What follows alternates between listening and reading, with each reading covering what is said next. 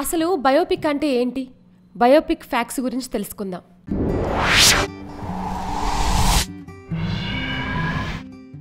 ఇండియాలోని ఏ ప్రాంతం చూసినా మాట్లాడుకునేది 3 విషయాల గురించి. 1 ఆహారం, 2 మతం, 3 బయోపిక్. మీరు విన్నది నిజమే. ప్రముఖ ఇంటర్నెట్ దిగ్గజ సంస్థ గూగుల్ వారు చెప్పిన గణాంకాల ప్రకారం గత 5 ఏళ్లలో అత్యధికంగా చర్చించుకున్న విషయాలుగా ఈ 3ంటిని వారు షార్ట్ లిస్ట్ చేసి దానికి తగ్గ కంటెంట్ను అంతర్జాలంలో ఉంచుతున్నారు అంటే మన అర్థం చేసుకోవచ్చు. ఇండియా లాంటి ఎవర్ ఎక్స్పాండింగ్ సైబర్ మార్కెట్ మీద ఎన్ని వేల కోట్ల లావాదేవీలు జరుగుతున్నాయో అని. అలాంటి అత్యధిక హిట్స్ పొందిన బయోపిక్ల గురించి కొన్ని ఫ్యాక్ట్స్ను ఇప్పుడు మనం తెలుసుకుందాం. బయోపిక్ అనే అంశాన్ని ప్రపంచంలో మొట్టమొదటిసారిగా పరిచయం చేసింది ఆస్ట్రేలియాలో 1906వ సంవత్సరంలో. సైలెంట్ ఫిల్మ్గా ప్రజల ముందుకొచ్చిన the story of the Kelly gang ద్వారా నిజ జీవితంలో ఉన్న మనుషుల తాలూకు ముఖ్యాంశాలు ఇంకా ముఖ్య ఘటనల సమాహార దృశ్య వీక్షిక శీర్షికను ప్రజల ముందు ఆవిష్కరించడానికి అప్పటి దర్శక నిర్మాతలు చార్లెస్ టైట్, విలియం గిబ్సన్ శతవిధాలా ప్రయత్నించారు. అప్పటి వరకు వచ్చే సిల్నెట్ సినిమాల్లో జనాలను ఊరించే మసాలా లేదు అని, వారిని ఎలాగైనా సినిమా హాళ్లకు రప్పించాలంటే అందుకు నిజ జీవితంలో ఉండే వ్యక్తుల కథనే కాస్తంత మసాలా జోడించి వీక్షకులకు అందిస్తే దాని ఎక్స్ ఫ్యాక్టర్ బాగా పండి విందు భోజనంలా సినిమా మారిపోయి టికెట్స్ తెగిపోతాయి అని భావించి ఇలాంటి ఒక ఎక్స్పెరిమెంటల్ కాన్సెప్ట్ను తేవడం జరిగింది. అలా మొదలైన ఈ బయోపిక్ల ప్రస్థానం ఆ రోజు నుండి ఇక వెనక్కి తిరిగి చూసుకోలేని స్థాయికి ఎదిగిపోయింది. అంటే ప్రేక్షకులకు ఎదుటివారి జీవితాన్ని గురించి తెలుసుకోవాలన్న ఆసక్తి ఏ మేరకుంటుందో మనకు చెప్తోంది. ఈ బయోపిక్ల ముఖ్య సూత్రం ఒక్కటే, నిజాన్ని వెండితెరపై ఆవిష్కరించటం. ఉదాహరణకు గాంధీజీని తీసుకుంటే ఆయన బాల్యం నుండి చనిపోయే వరకు ఆయన జీవితంలో పొందుపరిచిన ముఖ్య అంశాలు ఇంకా ప్రపంచానికి తెలియని నిజాలు, ఆయన అలవాట్లు, ప్రవర్తన లాంటి విషయాలను సాధారణ పరిస్థితుల్లో చర్చించుకోవడం కష్టం గనక మొదటగా ఆ మనిషి తాలూకు రచన లేదా జీవిత చరిత్రలను క్షుణ్ణంగా పరీక్షించే ఒక పరిశోధనా విభాగాన్ని ఏర్పాటు చేసుకొని జరిగిన కథ తాలూకు ఆధారాలన్నీ పక్కాగా ఉన్నాయా లేవా అని ఆలోచించి జాతీయ నేతలు ఇంకా విఐపీల కథలైతే రచనల్లో ఉన్న ప్రాంతాలకు వెళ్లి అక్కడేమైనా ఆధారాలు ఉంటే సేకరించి వాటిని నిపుణుల పర్యవేక్షణలో ఉంచి తర్వాత వాటిని ఫిలిం చేయాలి. అంతర్జాతీయ సినిమా సమాఖ్య ఇంకా ఇతర నియంత్రణా మండళ్ల ముందు వినతి పత్రాన్ని అందించిన తర్వాత గాని ఇలాంటి ఒక కార్యక్రమానికి శ్రీకారం చుట్టాలి అని చెప్తారు ఎందరో సినీ పెద్దలు. అంతే తప్ప మన ఊహకు పనిచెప్పి సంఘంలో బాగా పేరున్న వారిని టార్గెట్ చేసి మనం ఇష్టం వచ్చినట్లు సినిమాలు తీసేస్తామంటే మాత్రం దానికి చాలా తీవ్రమైన పర్యవసానాలు ఎదుర్కోవాల్సి వచ్చింది చాలా మందికి. బెన్ కింగ్స్లే నటించిన గాంధీ బయోపిక్ దీనికి ఒక ఉదాహరణ. ఇక బయోపిక్లో ఒక దర్శకుడికి ఇంకా అతని బృందానికి కావలసిన ముఖ్యాంశం కాస్టింగ్. వీలున్నంత వరకు అచ్చుగుద్దినట్లుండే మనుషులు. ఇది చాలా కష్టమైన ప్రక్రియ.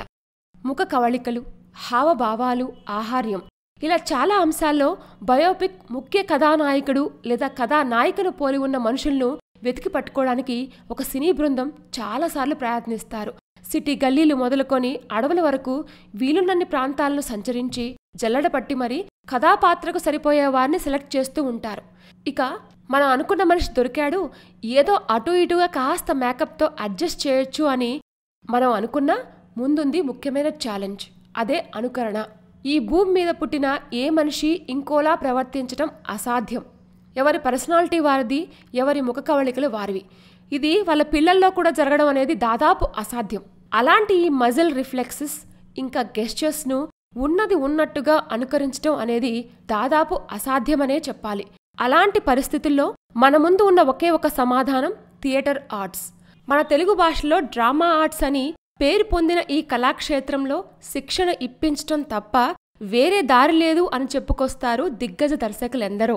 కనురెప్ప తెరిచే తీరు, నవ్వే నోటి వ్యాసం, కనుబొమ్మలను కదిల్చే తీరు, చేతులను ఎలా మడుచుకోవాలి, కూర్చునే పద్ధతి మొదలుకొని పడుకునే స్థితి వరకు అన్నింటినీ డీప్ స్టడీ చేసి దాన్ని ఆ కథాపాత్రను పోషించే వ్యక్తికి అన్వయించి సన్నివేశాన్ని రక్తి కట్టించేలా చేయడమే ఈ పద్ధతి యొక్క ముఖ్య ఉద్దేశం.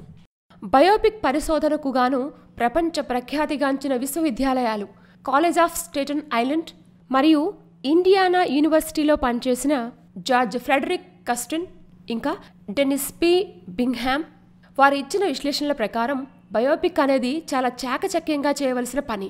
ఇంకా అది మామూలు అంశాలను సినిమా తెర మీద చూపించటం కన్నా అసలు జరిగిన విషయాన్ని ప్రేక్షకులను ఎక్కువగా తికమక పెట్టకుండా సూటిగా ఒక అంశాన్ని వారి బుర్రలోకి పంపేలా చేయడమే ఈ బయోపిక్లను సమర్థవంతంగా తీసే కిటుకు. కానీ అలాంటి అంచనాల్ని ఈ రోజు వరకు ఏ దర్శకుడు అందుకోలేకపోయారు అని వారు పెదవి విరిచారు. ఇదే విషయాన్ని వారి రచనల్లో కూడా తెలియచేశారు. ఇంకో పక్క దర్శకుల వాదన వింటే మాత్రం ఒక మనిషి జీవితంలో జరిగిన అంశాలను తెరపైకి తేవడం అంటే పెన్ను పేపరుంటే సరిపోదు అని, అంతకు మించిన ఆలోచన సామర్థ్యం, వ్యక్తిగత మరియు వ్యవస్థాపక కృషి, వనరులు, ఆర్థిక స్వేచ్ఛ, ప్రభుత్వాల అనుమతి, ప్రజల సమ్మతి, ప్రజా సంఘాల అభిప్రాయం, ఇలా కొన్ని వందల అంశాలను దృష్టిలో పెట్టుకొని ఆ బయోపిక్ను తీసే సమయానికి 100% అనుకున్న ఫలితం రావడం అనేది అసాధ్యం అని వారు చెప్పుకొస్తారు. ఇక్కడ ఎవరిని తప్పుపట్టడానికి లేదు. అంతా మనం అనుకున్నట్లే జరిగితే మనం మనుషులం ఎందుకు అవుతాం అనేది బాటమ్ పాయింట్. ఇక మన దేశంలో ఒక ఊపిన బయోపిక్లను గనక మనం వరుసలో పేర్చుకున్నట్లయితే the legend of Bhagat Singh, Mangal Pandey, the rising, Shaheed Udham Singh, Gandhi, Sardar, doctor Babasaheb Ambedkar, Netaji Subhash Chandrabose, the forgotten hero, Khelein Hum Jee Jaan Sey, Veer Savarkar, Abhinetri, the accidental prime minister, Adishankaracharya, Alluri Sitaramaraju, Amarashilpi Jakkanna, Amrapali, Andhrakesari, ఇలా ఆనాటి నుండి ఈ రోజు వరకు మొత్తం సినిమా హాళ్లన్నీ కిక్కిరిసేలా చేయాలంటే అందుకు బయోపిక్ ఒక్కటే మార్గం అని భావించిన దర్శక నిర్మాతలు వాటిని చేయడమే ధ్యేయంగా పావులు కలపడం అనేది మనం గమనిస్తూనే ఉన్నాం. ప్రముఖ చలనచిత్ర దిగ్గజం మరియు ఆంధ్రుడి పరువును విశ్వవ్యాప్తం చేసిన మహానేత స్వర్గీయ నందమూరి తారక రామారావు గారి జీవిత చరిత్ర ఆధారంగా తీర్చిదిద్దిన క్రిష్ బయోపిక్, ఇంకా రామ్ గోపాల్ వర్మ సినిమాల గురించైతే మనం ప్రత్యేకంగా చర్చించుకోవాల్సిందే.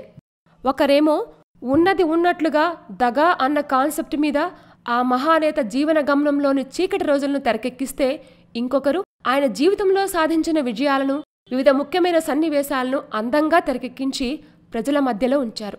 ఎన్టీఆర్ అంటే తెలుగువారి ఆస్తి గనక ఆయన జీవితాన్ని, ఇంకా ఆయన కుటుంబ సభ్యులను ఆధారం చేసుకొని మన ముందుకు వచ్చిన మరియు రాబోతున్న ఈ చిత్రాల గురించే ఊరువాడ చర్చించుకోవడం ఒక ట్రెండ్గా మారిపోయింది ఇప్పుడు. రానున్న రోజుల్లో జరిగే ఆంధ్ర ఎన్నికలను సైతం ప్రభావితం చేయగల శక్తి ఈ కథలకు ఉండడంతో దేశమంతటా బాగా చర్చకు వచ్చే ట్రెండింగ్ అంశాల్లో ఈ చిత్రాలు నిలవడం ఒక విశేషం. క్రికెట్ దిగ్గజాలైన కపిల్ దేవ్, అజారుద్దీన్, సచిన్ టెండూల్కర్, ధోని, క్రికెటింగ్ చరిత్రలోనే మోస్ట్ అగ్రెసివ్ హిట్టర్స్గా పేరు తెచ్చుకున్న దాదా సౌరభ్ గంగూలీ, యువరాజ్ సింగ్, విరాట్ కోహ్లీ లాంటి వారి మీద ఉన్న మరియు భవిష్యత్తులో రానున్న బయోపిక్ల గురించి చర్చ అయితే ఇక ప్రపంచమంతా వినిపిస్తూనే ఉంది.